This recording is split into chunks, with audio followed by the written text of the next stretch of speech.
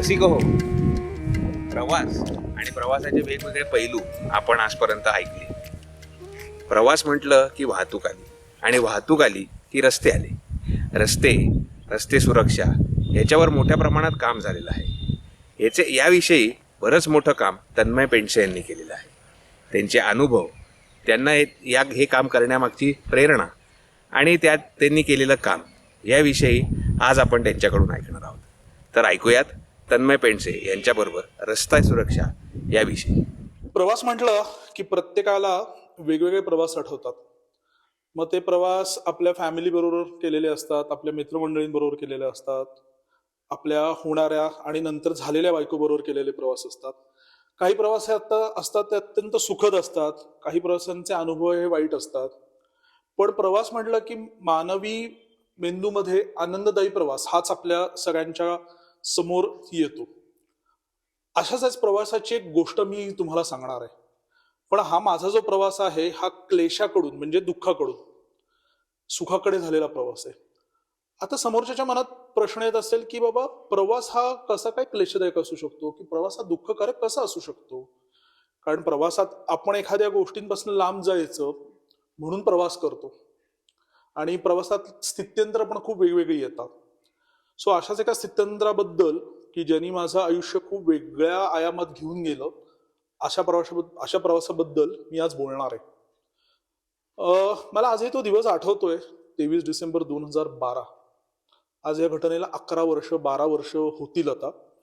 पण अगदीच नुकताच घडून गेल्यासारखंच अजूनही त्याचं ताजेपण तसंच आहे. आणि मी म्हटलं तसं तो खूप क्लेशदायक आहे. सगळ्यांना आठवत असेल की 11 वर्षापूर्वी 2 मराठी कलाकारांचा पुणे मुंबई एक्सप्रेसवेवरती अपघात झाला होता, आणि त्याच्यामध्ये त्या दोघांचं निधन झालं होतं. आणि त्यात दुसरा जो एक कलाकार होता त्याच्या मुलाचंही निधन झालं होतं. तो होता फक्त 2 वर्षाचा. नावं परिचित आहेत आपल्याला. आनंद अभ्यंकर त्यात होते, अक्षय पेंडसे त्यात होता, आणि अक्षय पेंडसेचा 2 वर्षाचा मुलगाही प्रत्युष त्या प्रवासात होता. त्याच अक्षय पेंडसेचा मी धाकटा भाऊ आहे. आणि आज दादा गेल्यानंतरचा जो प्रवास आहे त्याची छोटीशी मी तुम्हाला घडी उलगडून दाखवणार आहे. म्हणून मी पहिल्यांदाच म्हटलं की तो क्लेशदायक प्रवास आहे. आपल्या आयुष्यात आयुष्य खूप अनसर्टन असतं, म्हणजे आयुष्य खूप छोटं असतं. कधी गोष्टी होतील, काय होतील कधीच माहिती नसतं. आपण कधीच त्याचा निगेटिव्ह बाजूने कधीच विचार करत नाही, आपण कायम पॉझिटिव्हली विचार करतो. असंच आमचं आयुष्य खूप छान होतं, खेळतं होतं. आज दादा एक चांगल्या ठिकाणी त्याची वाटचाल चालू झाली होती ऍक्टिंगच्या क्षेत्रामध्ये. आज फिल्म्स करून, थिएटर करून दादाची एक अत्यंत उत्तम आणि चांगला अभिनेता म्हणून एक वाटचाल चालू झाली होती. पण ते हे थोडंसं साहित्यिक पण होईल, पण ते शब्द असतात ना, नियतीच्या मनात काहीतरी वेगळं होतं. तसंच काहीसं आमच्या बाबतीत घडलं. मला तो आजचा त्यावेळेसचा दिवस अगदी लख्खपणे मिनिट टू मिनिट आठवतोय की नक्की काय झालं होतं. 2 महिन्यापूर्वी, त्या अपघाताच्या 2 महिन्यापूर्वी आधी माझी वहिनी, माझा पुतण्या पुण्यात राहायला आले होते, कारण दादा मुंबईत असायचा. 2 महिने माझ्या पुतण्याने आम्हाला फक्त आणि फक्त आनंद दिला. आणि जेव्हा मुंबईला परत जायची वेळ आली तेव्हा अत्यंत जड अंतःकरणाने आम्ही त्यांना आनंददादाच्या घरी सोडलं, म्हणजे मीच सोडायला गेलो होतो. आणि 9:30 वाजता त्यांचा प्रवास सुरू झाला मुंबईच्या दिशेने. आणि मी नेहमीप्रमाणे माझ्या कट्ट्यावरती, प्रत्येकाचे कट्टे ठरलेले असतात, असं माझ्या कट्ट्यावरती कॉफी पित होतो. आणि अचानक मला माझ्या घरनं फोन आला की अरे अक्षयचा खूप मोठा ऍक्सिडेंट झालाय. मला 2 मिनिटं मला कळे ना की, म्हणजे आईला म्हटलं तू काय बोलतीयस. ती म्हटली हो अरे अक्षयचा खूप मोठा ऍक्सिडेंट झालाय, आपल्याला लगेच निघायला लागणार आहे. आम्ही आहोत तसे मित्रांबरोबर निघालो. निगडीला लोकमान्य हॉस्पिटलमध्ये त्यांना आणलं होतं. तिथे जाईपर्यंत काहीच कल्पना नव्हती. माझा एक मित्र ऑलरेडी पुढे बाईकवरनं निघून गेला होता पुढे, आणि आम्ही कारमधनं मागे येत होतो. तो बाईकवरनं गेल्यामुळे लवकर पोचला, आणि मध्ये असताना त्याचा मला फोन आला की तन्मय प्रिपेअर होऊन ये. आता प्रिपेअर होऊन ये हे जेव्हा वाक्य माझ्या कानावर पडलं, माझं पहिलं त्याला प्रश्न होता तिघही गेलेत का. कारण आपल्या मनात त्याच गोष्टी येतात. तो म्हटला नाही, दादा गेलाय, प्रत्युष गेलाय, वहिनीला किरकोळ लागलाय.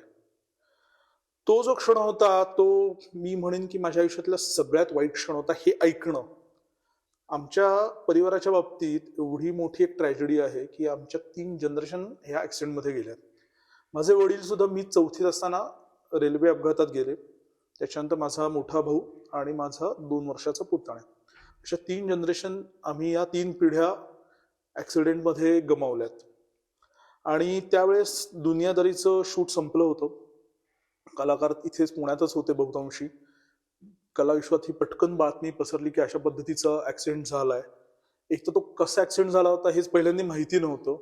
पण नंतर पोलिसांनी जेव्हा सांगितलं की ह्यांची गाडी पुणे टू मुंबईच्या दिशेने चालली होती आणि मुंबई टू पुणे एक ट्रक येत होता आणि ट्रकचा कंट्रोल गेला आणि तो लेन जम्प करून ह्यांच्या गाडीवरती आला आणि अशा पद्धतीने ते गेलेले आहेत. म्हणजे दादा तर, वहिनी गाडीतच होती माझी, दादा तर ऑन द स्पॉट गेला होता.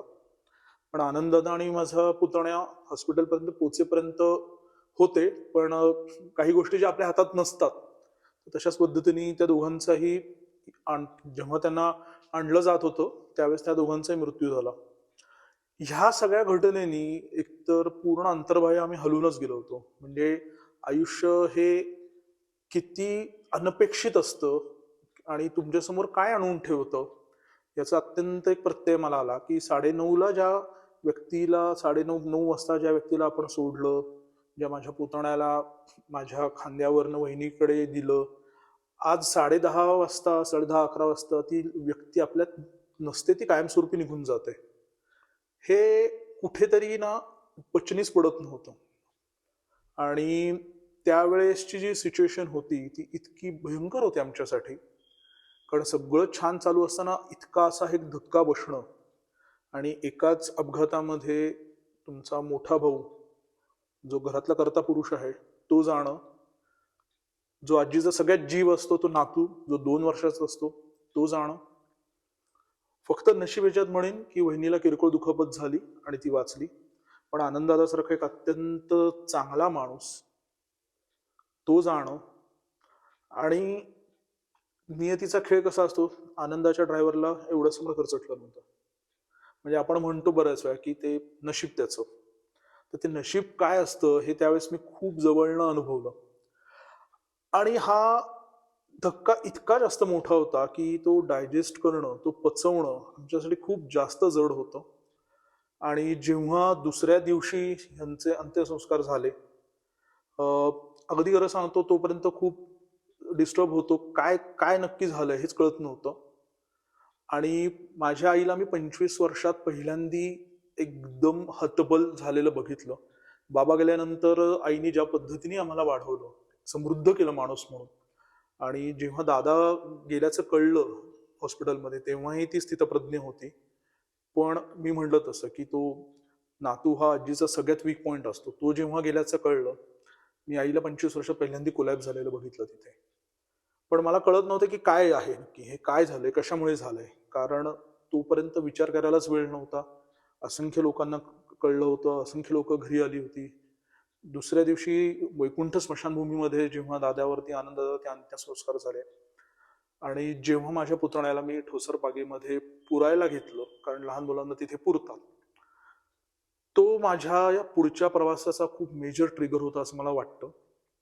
कारण त्याला जेव्हा मी हे केलं की मी कायम त्रयस्थ म्हणून विचार करतो की अन्नदा 48 वर्षाचा होता, त्यांनी काहीतरी जग आणि आयुष्य बघितलं होतं.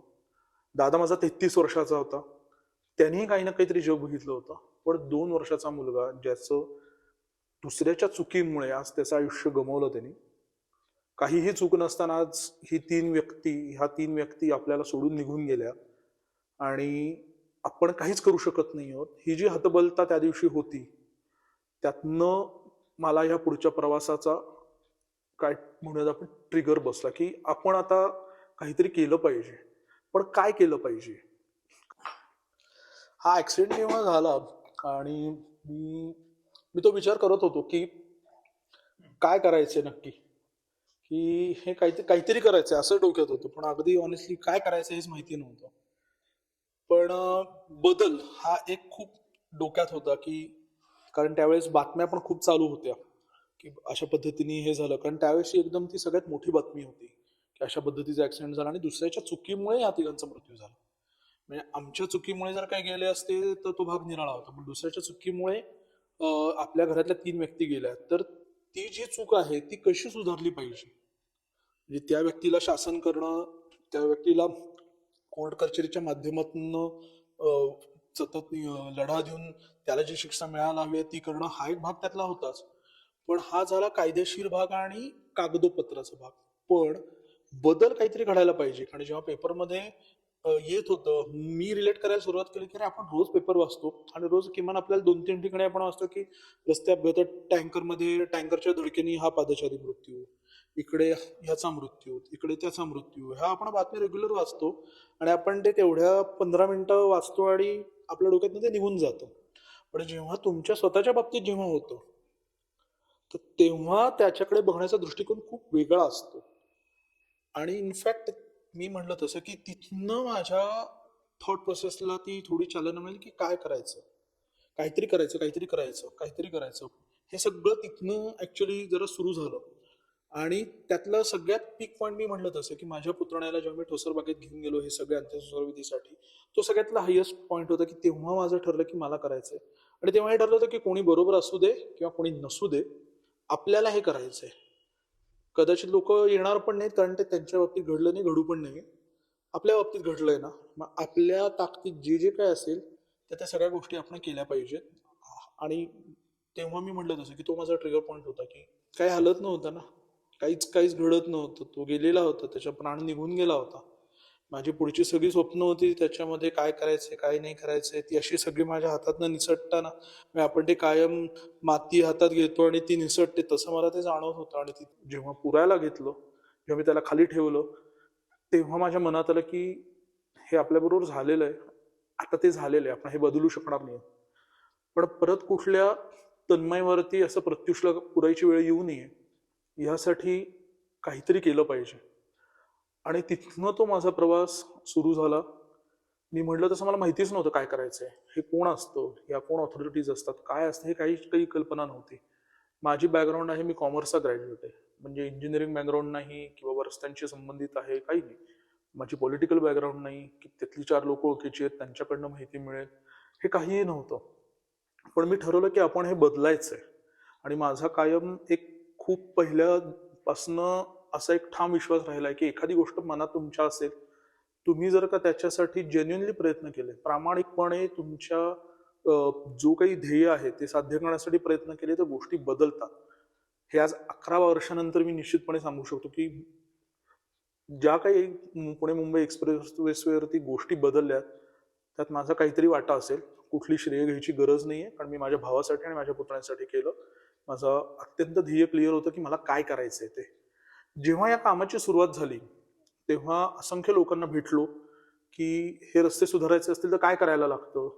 मग त्याच्यात वेगवेगळ्या गोष्टी दिसायला लागल्या. असंख्य कलाकारांना कॉन्टॅक्ट केला. काहींचे अत्यंत वाईट अनुभव पण आले की लोकांनी फोन पण उचलले नाहीत, की जे वैकुंठमध्ये अचानकपणे माझे फॅमिली मेंबर असल्यासारखे खांद्यावर हात ठेवून मला म्हणत होते की काही लागलं तर तन्मय नक्की सांग, हा आम्ही आहोत. ते अचानकपणे जेव्हा फोन उचले नसे होतात. बरं, पैसे मी कधीच मागितले नव्हते कोणाकडे. जे काही पैसे खर्च केलेत एक्सप्रेससाठी 15 लाख रुपये मी माझ्या खिशातनं खर्च केलेत. मला तो ऍक्सेस हवा होता, कारण आपल्याला माहितीये की जोपर्यंत ह्याच्यामध्ये पॉलिटिकल विल इन्व्हॉल्व्ह होत नाही, राजकीय इच्छाशक्ती ह्याच्यामध्ये येत नाही, अशा पद्धतीच्या गोष्टी ह्या बदलत नाहीत. सो मला तो ऍक्सेस हवा होता, मला बाकी काही नको होतं.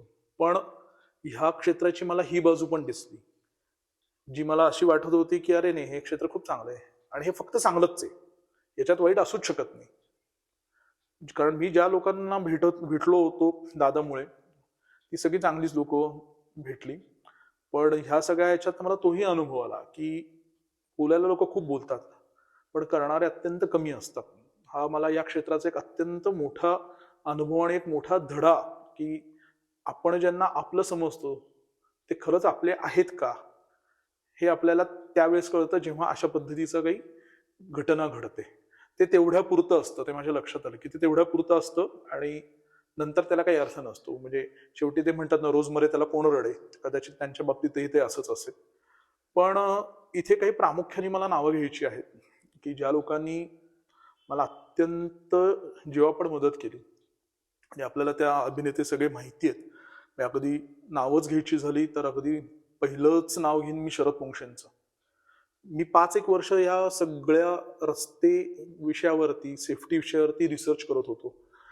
मग त्या सगळ्याच्यात मी अगदी जपानमध्ये रस्ते कसे बनवले जातात, त्याच्यानंतर साऊथ कोरियामध्ये रस्ते कसे बनवले जातात, ऑस्ट्रेलियामध्ये कसे बनवले जातात, कॅनडामध्ये कसे बनवले जातात, कारण हे सगळे ऍडव्हान्स टेक्नॉलॉजी वापरणारे देश आहेत. म्हणून मी त्या देशांचा अभ्यास केला की इथे काय केलं जातं, इथे कशा पद्धतीने बघितलं जातं. आपल्याकडे सगळ्यात महत्वाची मला एक जाणीव झाली, भारताची आता 142 का 140 कोटी पॉप्युलेशन आहे. तर आपल्याकडे आपल्या लोकांना ना ऍसेट म्हणून ट्रीट केलं जात नाही, आपल्याकडे लायबिलिटी म्हणून ट्रीट केलं जातं. आणि ही अगदीच एक डार्क शेड आहे की माझा भाऊ ऍक्टर होता, त्याची चूक नव्हती, दुसऱ्या त्या टेम्पोवाल्याची चूक होती, म्हणून ही एवढी मोठ्या प्रमाणावर न्यूज झाली. कदाचित मी जर का त्याच्या जागी असतो तर पेपरमध्ये कुठेतरी एवढंच कळालं असतं की पुणे मुंबई अपघातात असा असा व्यक्ती ठार, वय वर्ष 28-30, आणि विषय संपला असता. ही डार्क शेड आहे आपल्याकडे, त्याला आपल्याला काही करता येत नाही, ते चुकीचं आहे, हे माझं अत्यंत ठाम मत आहे. प्रत्येक जीवाची ही किंमत ही तेवढीच असली पाहिजे. पण हे सगळं करत असताना मी जेव्हा अभ्यास केला तेव्हा माझ्या लक्षात आलं की खूप गोष्टी बदलायला लागणार आहेत आपल्याला. आणि आपण जर का एकंदरीत आकडेवारी बघितली तर भारतामध्ये साधारणतः 1.5 लाख लोक ही दरवर्षी रस्ते अपघातात मरतात. त्यातही 17 ते 40 ह्या वयोगटातलं जे प्रमाण आहे ते 70%. म्हणजे आपण म्हणतो की भारत हा तरुणांचा देश आहे. तर जर का आपण एवढे तरुण लोक हे फक्त रस्ते अपघातात गमवत असू तर ही आपल्यासाठी देश म्हणून निश्चित शरमेची बाब आहे.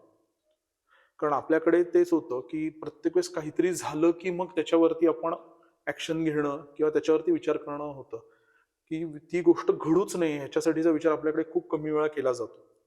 आणि तो फक्त तो लॉस त्या फॅमिलीचा नसतो, तो त्या देशाचा पण लॉस असतो. कारण एवढी जेव्हा तरुण लोक जर का मरत असतील रस्ते अपघातांमध्ये, आता त्याच्यामध्ये सुद्धा वेगवेगळे आहेत, प्रवाद आहेत की बाबा कोणाच्या चुकीमुळे, त्या व्यक्तीच्या चुकीमुळे किंवा दुसऱ्याच्या चुकीमुळे, पण शेवटी सफर करायला लागते त्या देशाला. आज एवढं हे होणं म्हणजे देशाच्या डायरेक्ट जीडीपी वरती पण इम्पॅक्ट पडतो ना. कारण जी तुमची क्रयशक्ती अत्यंत उत्तम असणारी जी तरुण पिढी ती जर का अशा अपघातात जात असते तर हा खूप मोठा लॉस आहे. आता जेव्हा एक्सप्रेसवेचा अभ्यास करत होतो तेव्हा असं लक्षात आलं की भारतातले सगळे रस्ते जे आहेत ते आयआरसीच्या गाईडलाईन्स खाली तयार होतात, ज्याला इंडियन रोड काँग्रेस म्हणतात. ते ठरवतात की कशा पद्धतीने रस्ते बांधायला हवेत, ते ठरवतात की कशा पद्धतीच्या सेफ्टी मेजर्स त्याच्यावरती असल्या पाहिजेत. आता हे जेव्हा सगळं करत होते तर 2004 साली एक्सप्रेसवे हा ऑपरेशनल एप्रिलमध्ये साधारणतः झाला. त्या सुमारास हा भारतातला पहिला 6 पदरी सिमेंट कॉन्क्रीट रोड होता. आणि त्यावेळेस ती संकल्पना बाळासाहेब ठाकरेंची होती की पुणे आणि मुंबई ही शहरं जलदगती मार्गाने जोडली गेली पाहिजेत.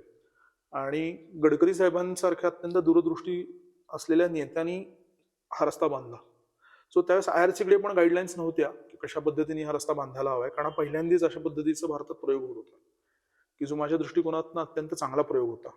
की एवढ्या कमी गोष्टींमध्ये कमी डॉक्युमेंटेशन कसं पाहिजे, काय पाहिजे, ह्याच्यातही तो अशा पद्धतीचा रस्ता बांधणं ही त्यावेळेस खूप मोठं चॅलेंज होतं.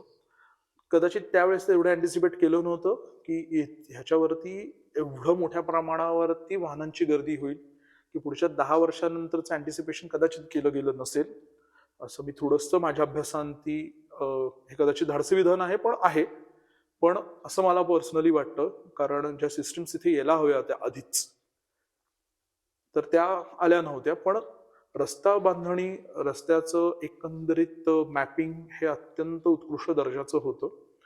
आणि ह्या रस्त्यावरती काम करत असताना आम्हाला लक्षात आलं की इथे खूप मेजर फ्लॉ आहेत की जे रेक्टिफाय होऊ शकतात. पण ते एक समर्थ रामदासांचं वाक्य आहे की अभ्यासून प्रकटावे. सो आम्ही पहिले 5 वर्ष प्रचंड त्याच्यावरती अभ्यास केला. त्या रस्त्याशी जे संबंधित लोक आहेत, पोलिसांपासून अगदी मंत्र्यांपर्यंत सगळ्यांना भेटायला गेलो.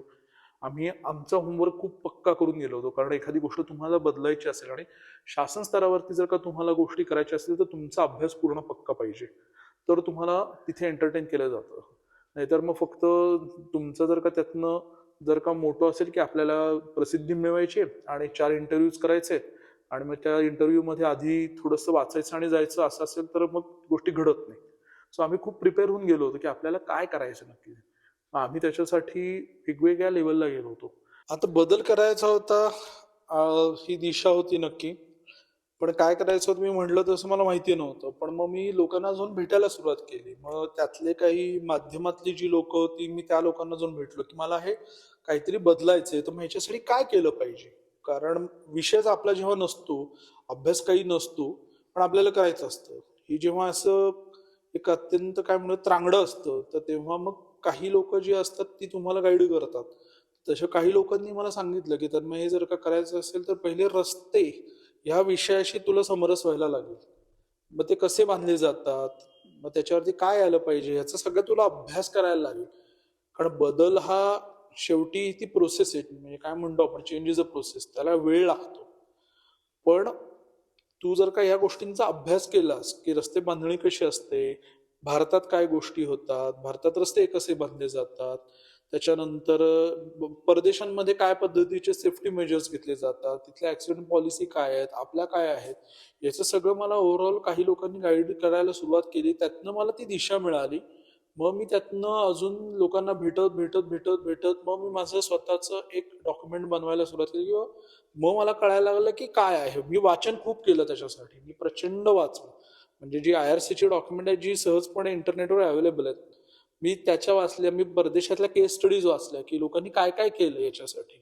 आता काय मी एकटाच नाहीये की ज्यांनी रस्ते अपघातावर काम केलं. माझ्यासारखे असंख्य म्हणजे असंख्य लोक आहेत की त्या लोकांनी काय केलंय. मग त्यांच्या केस स्टडीज मी वाचल्या. मग त्याच्यावरची सोल्युशन्स काय होती तीही सगळी अवेलेबल आहेत. त्याचे व्हिडिओज आहेत अवेलेबल. मग ते इथे आपल्याला कशा पद्धतीने इम्प्लिमेंट करता येईल, असा सगळा एक रिसर्च पेपर म्हणतो आपण. रिसर्च पेपर जरा म्हणजे काय म्हणूयात आपण, जरा जास्त जड शब्द आहे, पण मी थोडक्यात ते सेफ्टी सोल्युशन डॉक्युमेंट मी म्हणेन त्याला, की बाबा ह्याला जर का बदलायचं असेल तर काय आहे, तर ही त्याची सोल्युशन्स आहेत. अशा पद्धतीने मी ते काम करायला सुरुवात केली. आता आपल्याकडे फास्ट टॅग आलेत. मग आम्ही सुरुवातीला काय केलं, आम्ही काही कलाकारांच्या आवाजामध्ये ना रेकॉर्डिंग केली. तर त्यामध्ये उमेश कामत असेल, विशाखा सुभेदार असेल, सुरेखा तळवळकर असेल, वैभव मांगले असेल, असं त्यांच्याकडनं हे करून घेतलं होतं की साधं की गाडी चालवताना तुम्ही फोनवर बोलू नका, सीट बेल्ट लावा. या सगळ्या लोकांनी मी जेव्हा आम्ही काही व्हिडिओज केले की ज्याच्यामधनं लोकांचं थोडंसं एक इन्फॉर्मेशन मिळेल आणि लोकांना नॉलेज मिळेल असं आम्हाला वाटत होतं. आज आम्ही ज्यांना ज्यांना ह्या लोकांना फोन केले की बाबा असा असा विषय, मी तुम्हाला एक विषय देतो, त्याचा मला व्हिडिओ करून पाठवाल का. कुणाचंही उत्तर नाही किंवा बघतो हे नव्हतं. ज्यांना ज्यांना पाठवले त्यांचे मी विषय पाठवल्यानंतर पुढच्या अर्ध्या तासात मला व्हिडिओ करून आले होते. सो या सगळ्यांचे आभार करणे. ह्या सगळ्या लोकांच्या एकंदरीत सपोर्टमुळे मीडियाने खूप सपोर्ट केलं. म्हणजे आज एखादे सगळे चॅनल्स असतील, तर चॅनल्स एका विषयाला 10 वर्ष एवढं बांधून घेऊन, म्हणजे अगदी बांधून घेतल्यासारखं त्यांनी काम केलं. सो प्रिंट मीडिया असेल, इलेक्ट्रॉनिक मीडिया असेल, ह्या सगळ्यांनी या विषयात खूप मोठ्या प्रमाणावरती कन्सिस्टंटली सतत फॉलोअप घेणं आणि सतत त्याचे आर्टिकल्स, त्याचे इंटरव्ह्यूज पब्लिश करणं, याच्यामुळे तो विषय लोकांपर्यंत पोहोचला. म्हणजे जो पूर्वी एक्सप्रेसेसचे विषय जर का आपण बातम्यांमधून बघत असू तर तेवढा येत नव्हता.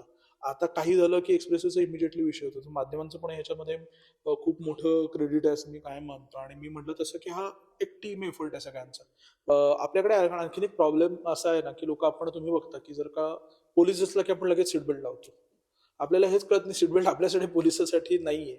सो प्राथमिक शिक्षणावरती आम्ही हे करायला सुरुवात केली. आम्ही काही रोटरी आणि अशा चांगल्या क्लब्स बरोबर आम्ही काही मोठ्या प्रमाणात लिफलेट्स केली. आम्ही कलाकार त्यासाठी एक्सप्रेसवेला टोलवरती आले. आम्ही लोकांना ती हे इन्फॉर्मेशन असलेली जी पॅम्पलेट्स असतात ती लोकांना आम्ही वाटली. आम्ही फूड मॉलला थांबून लोकांचं प्रबोधन केलं की तुम्ही काय करा, काय नका करू. आणि त्यातनं त्याच्यानंतर टेक्नॉलॉजीचा आम्ही वापर, जो टेक्नॉलॉजीचा वापर आहे, म्हणजे मी ह्या ह्याच्यात ITMS जे आहे, तर कौस्तुभचं खूप मोठं त्याच्यामध्ये योगदान आहे. कौस्तुभमुळे ITMS झाली की पहिल्यांदा एक्सप्रेसला कॅमेरे लागले, की कॅमेऱ्यांमध्ये आम्हाला पोलीस स्टेशन याच्यात काय दिसणार. मी म्हटलं क्रिकेट मॅच लाईव्ह दिसते तसं दिसणार. म्हणजे असा थॉट जो आहे की हा आजपर्यंत कोणी आणला नव्हता. आणि आम्ही जवळपास 250 पानाचा डॉक्युमेंट बनवून त्यावेळेस देवेंद्रजी मुख्यमंत्री होते. तर ACS होम जी एक TSC असते, ज्याला टेक्निकल ऍडवायझर कमिटी म्हणतात. सो त्यांना आम्ही हे डॉक्युमेंट सबमिट केलं होतं की तुम्ही एक्सप्रेसवेला कॅमेरे आणायचे. तर कॅमेरे सुद्धा म्हणजे काय आपल्याला टिपिकल कॅमेरे वाटतात, तर मग त्याच्यामध्ये सुद्धा PTZ म्हणून येतो, ज्याला पॅन्टिल टर्न झूम म्हणतात. त्याच्यात बुलेट कॅमेरा येतो. लोणावळा टू खोपोली हा रिजन जवळपास 8 महिने धोक्यात असतो, मग त्याच्यासाठी थर्मल इमेजिंग लागतं. त्याच्यानंतर त्याच्यासाठी कंट्रोल कमांड सेंटर्स कशी असली पाहिजेत, मग दरडी कोसळायच्या पूर्वी मग त्याच्यासाठीचे सिस्मिक सेन्सर्स येतात की जे तुम्हाला लाईव्ह अपडेट करतात. सो अशा वेगवेगळ्या ग्राउंड्सवरती आम्ही ती सोल्युशन्स आणली. आणि मुख्यतः सांगायला आनंद होतो की तो कागदावरती नाही आहेत ती गोष्टी. म्हणजे त्यातलं तर आम्ही कॅमेरे स्वतःच्या खर्चाने लावून, आजही कॅमेरे आहेत तिथे एक्सप्रेसवेवरती. आता जवळपास असंख्य कॅमेरे येतात. आमच्यामुळे एक्सप्रेसवेला मॅनपॉवर वाढली. म्हणजे देवेंद्रजींच्या मीटिंगमध्ये एक एसपीओ म्हणून ज्याला स्पेशल पोलीस ऑफिसरचा दर्जा देणारे काही गार्ड्स जे आहेत ते MSRDCने इम्प्लिमेंट केले, कारण पोलिसांची संख्या अत्यंत अपुरी होती. सो अशा मल्टिपल सोल्युशन हॉस्पिटल जे ट्रॉमा केअर युनिट मी म्हटलं तसं की आज ओझरड्याला ट्रॉमा केअर युनिट असणं ही खूप मोठी गोष्ट होती. आता त्यावेळेस एअर ॲम्ब्युलन्स वगैरे असे सगळे जे आवडीचे आणि प्रसिद्धीचे विषय असतात ते झाले. ते होणार नव्हतं ते आम्हालाही माहिती होतं, कारण एक्सप्रेसवरती एअर ॲम्ब्युलन्स करणं सोपं नाहीये, कारण त्याच्यामध्ये खूप टेक्निकल इश्यूज आहेत. सो असे वेगवेगळे फॅसेट्स आम्ही आमच्याकडे आधी केले, आम्ही त्याच्यावरती R&D केली आणि मग सगळं आम्ही घेऊन शासनाकडे गेलो आणि त्यामुळे हे बदल दिसत आहेत. आता ट्रॅफिक हा अत्यंत बोरिंग विषय आहे, कदाचित तो तुम्हाला बघताना बोर होऊ शकतो आता, पण त्याच्यामध्ये ट्रॅफिक हा कायम 4E वरती डिपेंड असतो. त्या ईला काय म्हणतात तर पहिलं असतं इंजिनिअरिंग, दुसरं असतं एज्युकेशन, तिसरं असतं इमर्जन्सी आणि चौथं असतं एन्फोर्समेंट. आता याच्यामध्ये इंजिनिअरिंग म्हटलं की रस्ते कसे बांधले गेले पाहिजेत ह्याचे क्लिअर मॅन्डेट आहे. म्हणजे त्याच्या शास्त्रीय दृष्ट्या कसे रस्ते बांधायला हवेत ह्याची एक नियमावली आहे. त्याच्यानंतर जेव्हा एज्युकेशन येतं तर एज्युकेशनमध्ये हा सगळ्यात भारतात दुर्लक्षित असलेला विषय. म्हणजे मी काय म्हणतो की आपल्याकडे तुम्ही पेपरमधनं वाचत असाल सगळेजण, आपण सगळेजण पेपरमधनं असतो की रस्ता सुरक्षा सप्ताह, ते रस्ता सुरक्षा पंधरवडा.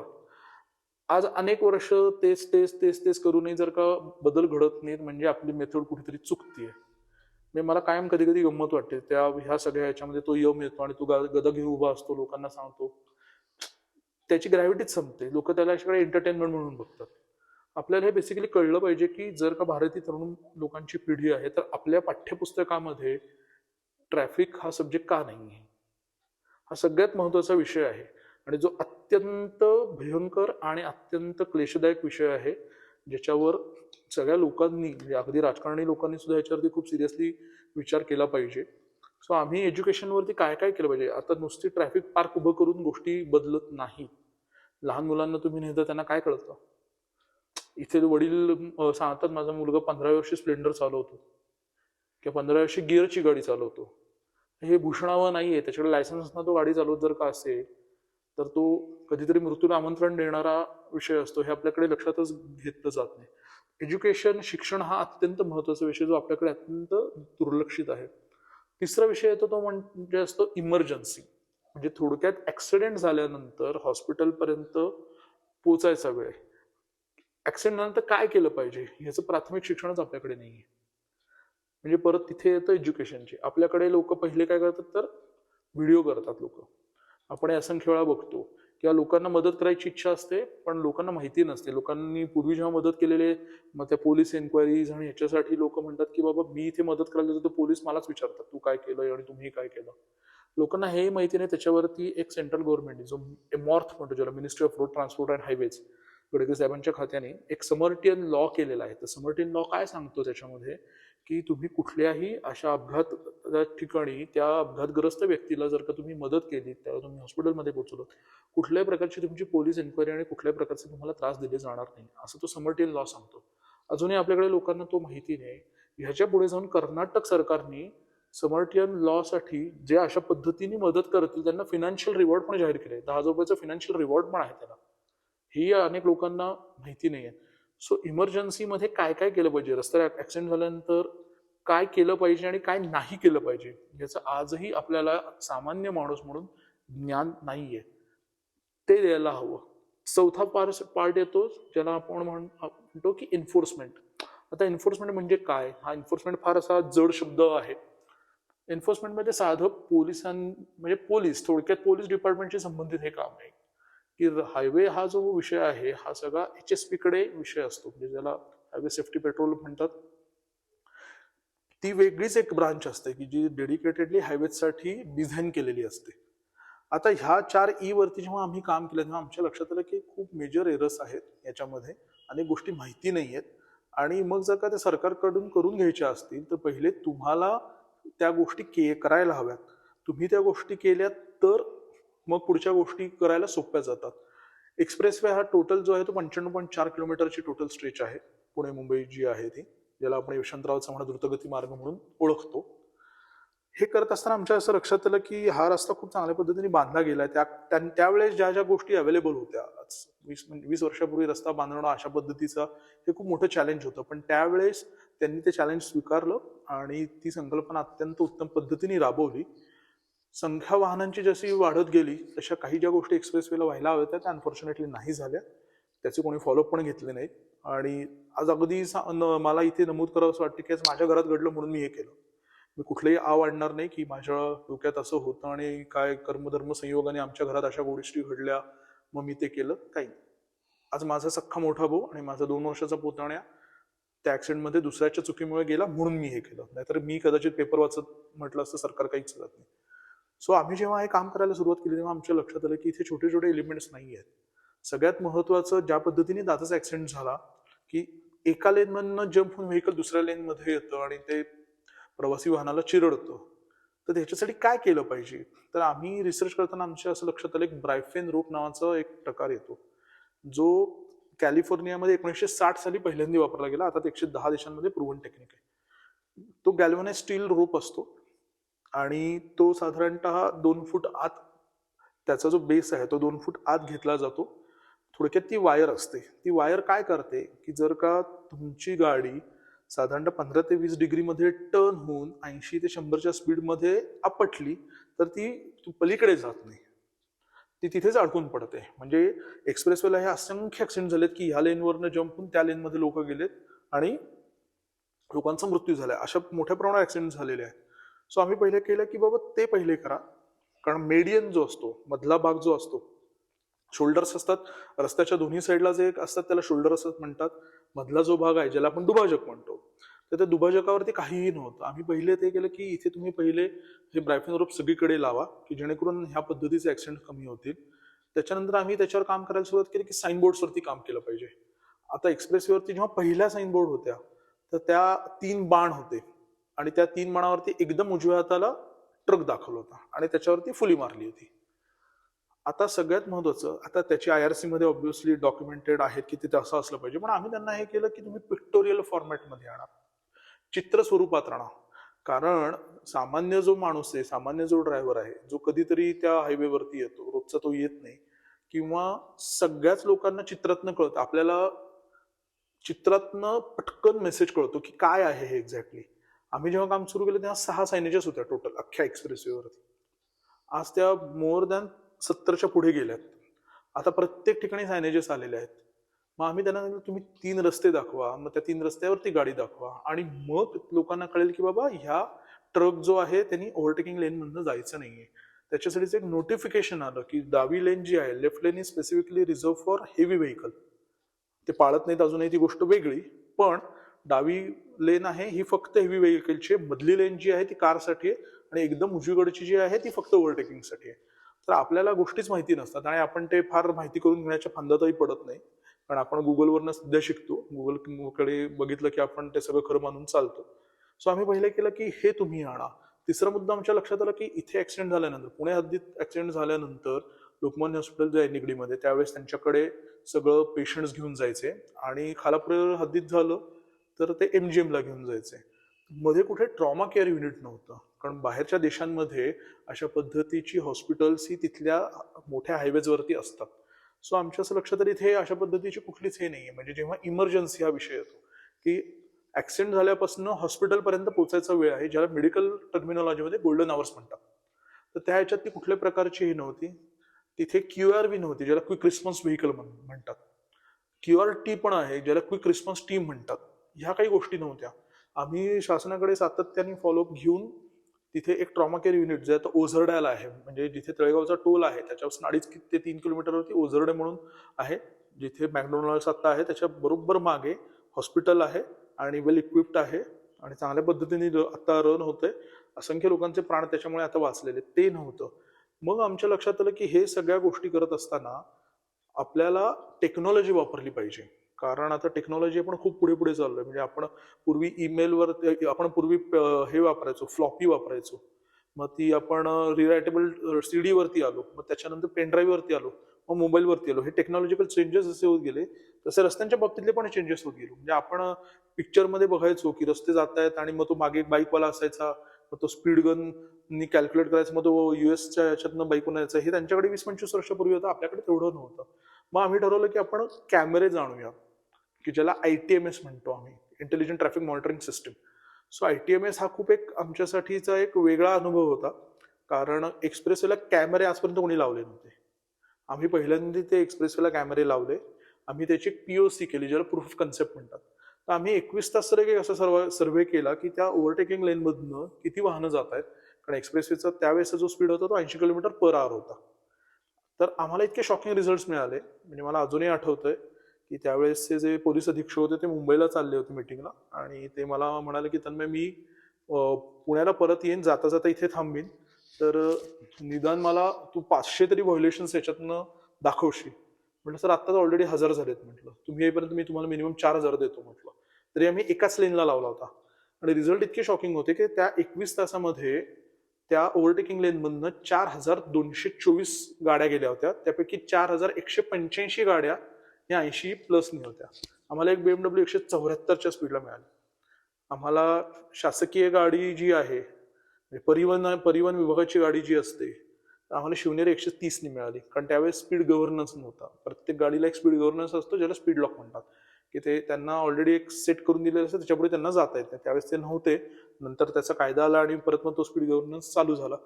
सो आम्हाला अशा वेगवेगळ्या 130, 140 अशा स्पीडनी गाड्या जेव्हा दिसल्या, आम्ही हादरलो. म्हणजे म्हटलं रे हे काय आहे म्हटलं. कारण काय आहे, आपल्याकडे याच्यामध्ये परत एक मानवी म्हणजे ह्युमन बिहेवियर कसं असतं की पुणे मुंबई शहरं इतकी गर्दीची झाली आहे की ज्याच्यात तुम्हाला गाडी चालवता येत नाही. तिसऱ्या गिअरच्या वरती जाताच येत नाही तुम्हाला. तुम्ही कायम दुसऱ्या तिसऱ्या फार अशाच खेळत असता.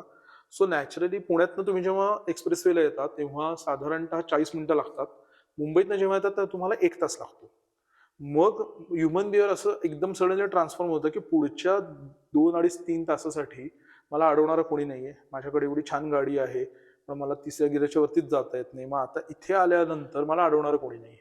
मग अशा पद्धतीने ते स्पीडचं हे व्हायला लागलं. हे आमचं एक ऑब्झर्वेशन होतं की त्यातनं एकदम स्पीड वाढायला लागला. एक मिसकन्सेप्ट होती की मी 130च्या स्पीडने गेलो तर मी मुंबईत लवकर पोहोचतो. आम्ही तेही करून बघितलं. एका मित्राची अत्यंत महागडी गाडी आणि एका मित्राची बेसिक गाडी, अशी 2 गाड्यांमध्ये आम्ही शर्यत लावली होती की त्याला सांगितलं होतं 140 तू जा, याला सांगितलं होतं तू 80च्या 100 मध्ये राहा.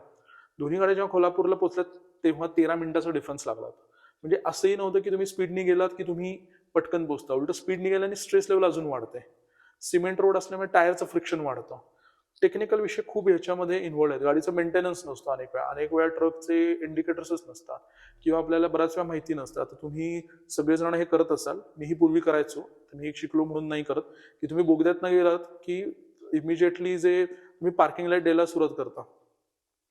आता ते जेव्हा तुमचं व्हेकल ब्रेकडाऊन असतं, व्हेकल बंद पडतं, गाडी बंद पडते, तेव्हा त्याला हजार्ड लाईट म्हणतात. तर ते हजार्ड लाईट तेव्हा लावायचे असतं, ते आपल्याला माहितीच नसतं. आपण खूप आंधळेपणाने लोकांना फॉलो करतो. म्हणजे त्यांनी लावले त्याचे इंडिकेटर दिसतात तर मग मी पण ठेवतो. मी हे का करतो हा मी प्रश्नच कधी स्वतःला विचारत नाही. कारण आपल्याला सतत आपण म्हणजे ते मेंढपाळासारखं, म्हणजे मेंढरा होता आपण थोडक्यात, की एक मेंढरू झालं की सगळी मेंढरं त्याच्या मागे जातात. पण तिथे का जात आहेत ह्याचा विचारच करत नाही. ते निदान प्राणी त्यांना विचार करायला हे नाही, आपण निदान माणसं तर आपल्याला विचार करायला तर स्कोप असतो. सो ह्या सगळ्या गोष्टी जेव्हा मी एक्सप्रेसवेवरती आणल्या आणि तेव्हा सरकारने मला खूप चांगला दिला. आता सरकारपर्यंत पोहोचणं हा एक वेगळा प्रवास होता. त्या प्रवासामध्ये मी म्हटलं तसं की अभिनेते शरद पोंक्षे हे मला त्यावेळेस डायरेक्ट, जे आता आपले माननीय मुख्यमंत्री आहेत, त्यांच्याकडे एक्सप्रेसवेचं जे खातं आहे, ज्याला MSRDC म्हणतात, Maharashtra state road development corporation. So एक्सप्रेसवेची ओनरशिप MSRDCकडे. तर MSRDCचे मंत्री तेव्हाही एकनाथ शिंदे साहेब होते, आताही त्यांच्याचकडे आहे. आज जेव्हा तुमच्याकडे चांगल्या गोष्टी असतात आणि तुम्ही योग्य व्यक्तींपर्यंत नेल्यात, तर ते काय पद्धतीने बदल होतात ह्याचा मी स्वतः अनुभव घेतलेला आहे.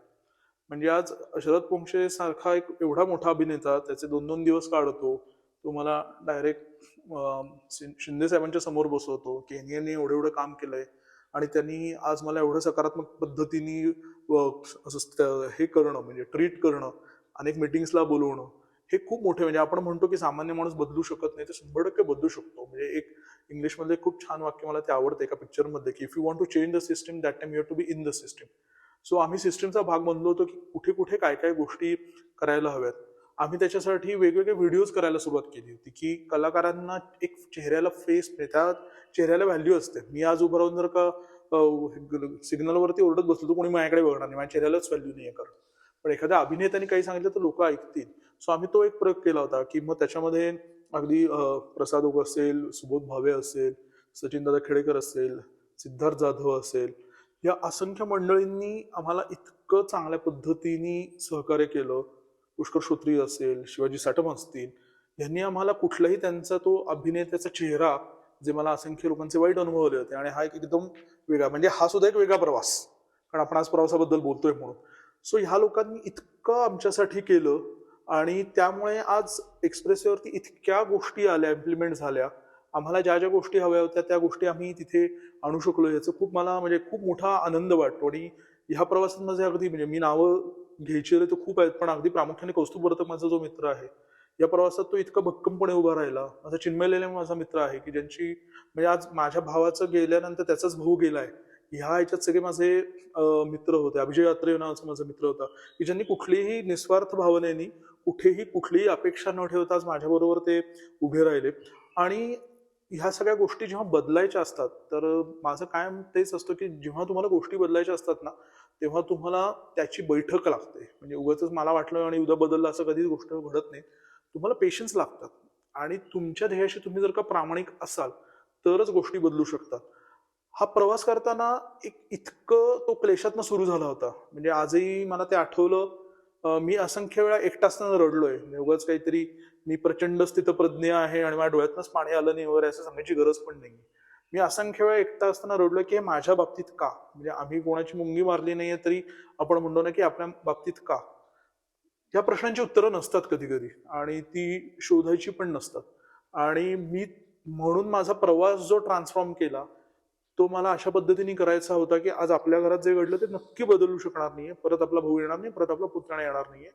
मग त्या सिस्टीमला शिव्या घालणं, ज्याच्यामुळे झालंय त्याला घालणं, ह्याच्यातनं काही साध्य होणार नाहीये. पण ह्याच्यातनं आपण काय बदल आणू शकतो. आज जेव्हा काम सुरू केलं, तेव्हा एक्सप्रेस वे वरतीचा जो वर्षाचा जो आकडा होता, तो जवळपास 800-900 हा असा आकडा होत होता. आज तो खाली येत, अजूनही तो 2 डिजिट मध्ये आला नाहीये, येईल 2 डिजिट मध्ये.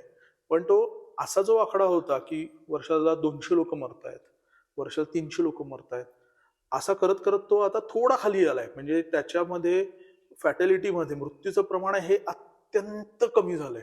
आणि आणि मी कायम मानतो, की हे सगळा कलेक्टिव्ह एफर्ट आहे. हे पुन्हा माझ्या एकट्याचं यश नाही, हे सगळ्यांचं यश आहे.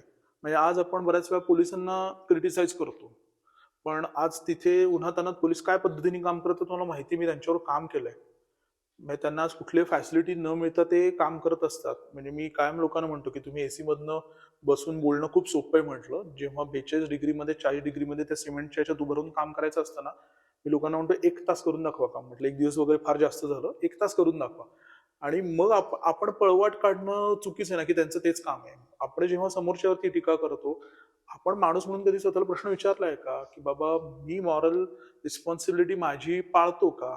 मी फक्त मतदान करतो म्हणून माझ्या जबाबदाऱ्या पूर्ण होत नाहीत ना. जर का मला बदलायचं असेल आजूबाजू, मी काय प्रयत्न करतो. जोपर्यंत मी प्रयत्न करत नाही तोपर्यंत मी फक्त कॉफी पिताना हे असं बदललं पाहिजे, तसं बदललं पाहिजे, याला म्हणण्याला अर्थ नसतो. तुम्हाला बदल घडवायचा असेल तर तुम्हाला स्वतःला पर्सनली उतरायला लागतं. गोष्टी तुम्हाला सॅक्रिफाईस करायला लागतात, त्याग करायला लागतो, तर गोष्टी होतात. आज 10 वर्षानंतर जेव्हा मी मागे बघतो तेव्हा मला असं एक, म्हणजे तो जो प्रवास जो आहे तो मला इतका असा वेगळ्या पद्धतीचा हे होतो, की तो खूप विविध अनुभवांनी समृद्ध झालेला प्रवास आहे. चांगले अनुभव पण आहेत, तितकेसे वाईट अनुभव पण आहेत. पण आपण म्हणतो ना, की चांगल्या गोष्टी आपण कायम घ्याव्यात, वाईट बाजू या कायम सोडून द्याव्यात. आज जेव्हा तिथे ऍक्सिडेंट होत नाहीत, किंवा लोक म्हणतात अरे बाबा तुझ्या कामामुळे जरा 4 गोष्टी तिथे झाल्या, पण मी तेच म्हणतो, की ते काय भगवंतानी त्याच्यासाठी मला पाठवलं असावं, की बाबा तू हे काम कर, बाकी काही करायचे नाही. आपण इतके छोटे आहोत. म्हणजे आज इतकी महनीय मोठ्या मोठ्या व्यक्तींनी एवढं गोष्टी केल्या आहेत, आपण त्यातला खालीचा वाटा तर निश्चितपणे काहीतरी उचलू शकतो. सो हा, म्हणून मी म्हटलं मगाशीच, की जो प्रवास होता तो क्लेशातनं आज जो अत्यंत सुखाकडे झालेला हा प्रवास आहे. हा खूप माझा वेगळा प्रवास आहे. आणि आज घरचं एखादी व्यक्ती जाणं आणि जी मी म्हटलं तसं की तासाभरापूर्वी तुमच्याबरोबर असतो आणि तासाभरानंतर ती व्यक्ती कधीच आपल्याला आता दिसणार पण नाहीये, हे खूप जास्त क्लेशदायक असतं. आणि तो क्लेश मी अत्यंत भयंकर पद्धतीने अनुभवलाय. म्हणजे दादाची ज्या पद्धतीने ऍक्सिडेंट झाल्यानंतरची स्थिती आहे ती इतकी जास्त वाईट होती. म्हणजे आजही मला आता बोलताना सुद्धा मला ते सगळं डोळ्यासमोर आठवत आहे की माझा पुतण्या सुद्धा, बाकी काही झालं नव्हतं, त्याला फक्त इथे डोक्याला लागलं होतं, पण तो इम्पॅक्ट इतका जास्त होता. म्हणजे 2 वर्षाचा पुतण्या जो काही तासांपूर्वी आपल्या खांद्यांवरती बागडत होता, त्याच्याशी आपण खेळत होतो, आज त्याला त्याच हाताने घेऊन जेव्हा तुम्हाला मातीत पुरताना काय आत तुटलं असेल, म्हणजे मी आता नाही विशद करू शकत त्याच्यामध्ये काय पद्धतीने त्या गोष्टी झाल्या असतील. पण तोच, मी म्हणलं तसं सुरुवातीला की तोच ट्रिगर होता, की तोच ह्या प्रवासाची ती सुरुवात होती की तो क्लेशदायक प्रवास हा परत कुठल्या आनंदाक्षी आणि प्रत्युषच्या बाबतीत व्हायला नको. त्यासाठीचा तो एक खूप मोठा ट्रिगर होता, ज्यातने ह्या सगळ्या गोष्टी घडल्या. हा माझा प्रवास सुरू झाला. त्या प्रवासाने मला खूप समृद्ध केलं. आणि जो बऱ्याच लोकांचा जो मी म्हटलं तसं की आनंदाचा प्रवास असतो, आता माझा आनंदाचा प्रवास सुरू झालाय.